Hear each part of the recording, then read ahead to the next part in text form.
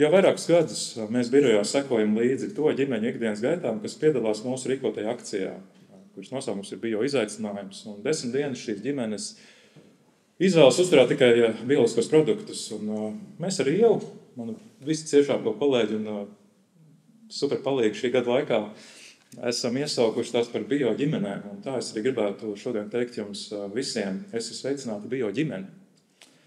Gan tie, kas šeit ir klāt, gan tie, kas atsūtīja ziņu, ka ir apslimuši, un arī tie, kas ir domās vārdos darbos kopā ar šo kopienu. Lai attīstītos, vienmēr vajag ambīcijas, bet ar ambīcijām vien ir par maz. Ja ir tikai ambīcijas, bet nav kopīgo ideālu, uz ko tiekties, tad ambīcijas nav nekas vairāk par pašlabuma raušanu. Un tas ir tas, ko mēs redzam viscaur politikā, viscaur ekonomikā. Un festivalā jūs redzējāt izstādi dažas fotogrāfijas, kas izstaro to pirmatnējo vilkmi pēc jaunas pieejas pārtikas ražošanā, lauksaimniecībai. Tās bildes ir no 90. gadu sākuma, no tām viss sākās, no viņiem viss sākās. Un šajās dažās bildēs varat ieskatīties sejās tiem cilvēkiem, kas pirmie aizrāvās ar sākumā biodinamiskās un vēlāk pavisam drīz bioloģiskās lauksaimniecības idejām. Kādas vērtības šodien pārstāv bioloģisko lauksaimnieku kopienu? Šis jautājums ir ļoti aktuāls. Toreiz 90. gadu sākumā šīs vērtības, ideja par to, kas tās ir, bija skaidra un stipra. Tādi pirmie līderi bio virsājuši, kā Imants Heinackis un citi pēc padomju pārtikas sistēmā pieredzētā nešaubīgi redzēja, ka jaunā un gudrā veidā jāatgriež pie augsnes kā dzīvības lielās mistērijas noslēpuma glabātājas. Šodien mūsu vidū, es ceru, ir īpaši viesis. Ance, tu esi?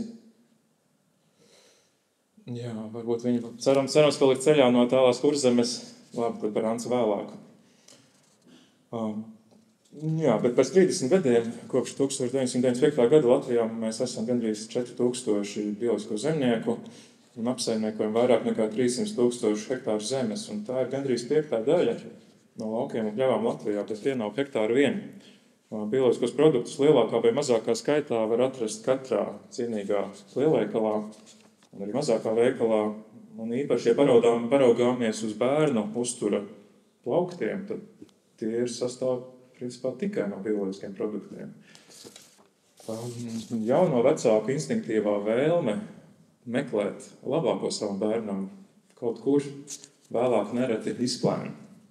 Un jaunais pieaugušais mūsdienu tehnoloģiski industriālajā laikmetā savu unikālo saikni ar dabu, ar ko viņš ir piedzimis, savu būtību pazaudē kā tādu monētu pludmales smiltīs.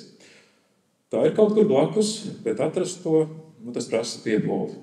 Dažreiz kādam jāpiepalīdz.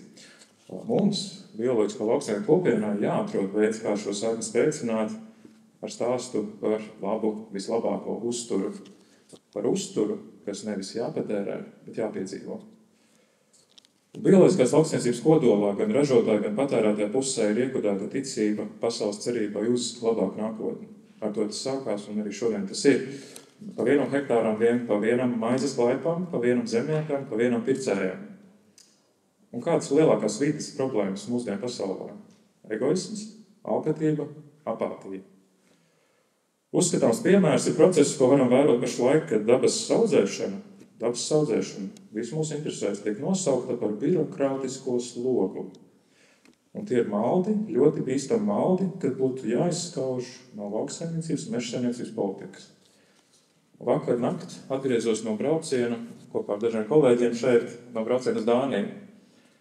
Kā zināms, tā ir valsts ar lielāko bioloģiskās pārtikas daļu no kopējā pārtikas tirgus. Un Dāņu augsnes pētnieks stāstīja par pētījumu, ka ik gadu Dānija zaudē 1200 bērnu. 1200 bērnu, kuri ik gadu glifosātu dēļ piedzimst nedzīvi. Glifosātu lietošana dēļ Dānijā. Vai arī importētu produktu uzņemšanu.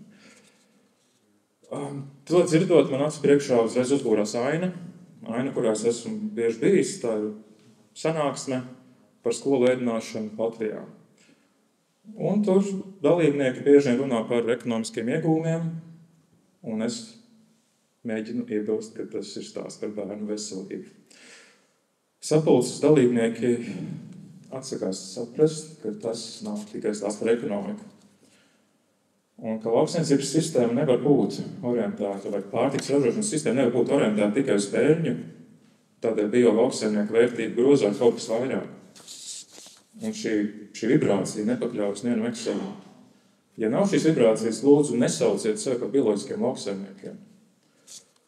Un vai atcerieties pasaku par Runci zābakos, un tur tāds mirklis ir, Brāļa Grimma pasaka, kad karalis brauc pa ceļiem un jautā, kam pieder šis lauks, kam pieder tas lauks, un ļaudis visi atbilst grāfam. Un grāfam, par ko izlikās dzirnavnieka jaunākais dēls. Un es gribētu, lai lauksaimnieki, braucot pa Latviju, varētu atbildēt. Bet cilvēki varētu atbildēt, šis lauks pieder bioloģiskiem lauksaimniekiem. Atgādināšu arī, ka iepriekšējais lauksaimnieks jaunais burvis tika apēsts. Un nonāca Runci vēderā. Bet es redzēju šonakt tādu sapni. Ir 2050. gads. Pesticīdi, ķīmiskie pesticīdi ir aizliegti visā pasaulē. Veikalu plauktos tiek marķēti nevis bioloģiskie produkti, bet tie produkti, kas tiek ražoti vai audzēti izmantojot pesticīdus un citas cilvēkam nevajadzīgas lietas. Un, jā, turpinās tiesas prāvas, tiesājot iesaistītos, tiesājot politiķus, kas tieši pieļāvus šo vērtīgāko cilvēks resursu, dabas un sabiedrības veselības sabojāšanu. Un pēdējā lieta. Mūsu organizācijā ir aprit 30 gadu, un ir bijuši 4 vadītāji, un es tiešām priecājos, ka viņi visi ir šeit, bet par to mazliet vēlāk. Bet ticiet vai nē, šajā laikā ir nomainījušies 18 zemkopības ministri.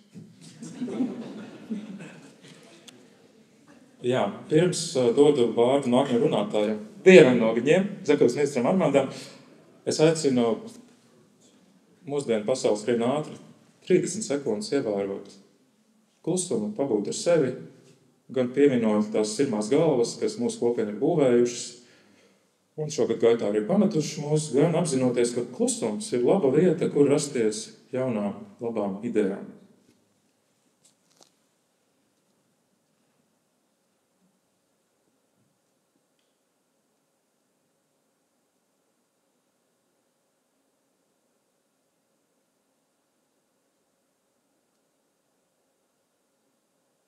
Visiem pateicos par klusumu, pateicos par uzmanību. Paldies!